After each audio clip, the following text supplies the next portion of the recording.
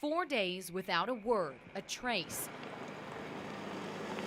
But just as the sun sets on the 96th hour since Ryan LARKE walked away from his campsite, news so unbelievable. We're in a valley between two ridges with a little creek. Even deputies have to ask twice. I can hear 4-wheelers running. About a mile and a half into the woods, Ryan LARKE lays alive, not far from his campsite. We're right on the ridge line.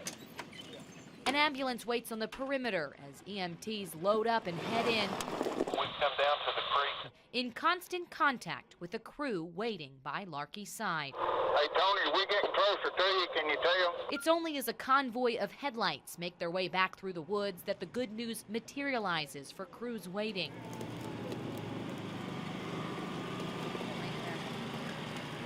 Laisha, the German shepherd, knew first. Well, I just follow her. Then, as faint cries grew louder, and I heard something. I said, "Did you hear that?" her handler, Andrew Tackett, and rescuer Tony Brown caught on too. And I kept yelling, and we kept walking in that direction, and then we finally heard, "Yeah, help!" And then we said, ran right to him, found him then. Wearing only a t-shirt, jeans, socks, and one shoe, lying in a ravine where he'd fallen, hurt, dehydrated, likely hypothermic, but alive and talking. And what a story LARKE had to tell.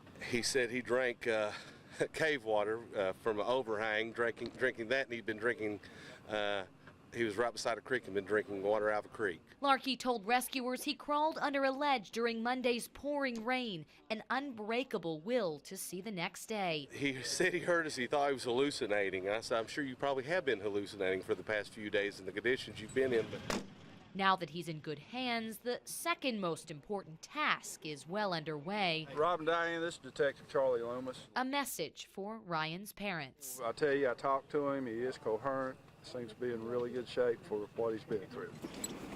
Traffic stops on Highway 80 just long enough for this survival story to leave the woods of Laurel County behind and far below. Jackie Conjado, LEX 18 News.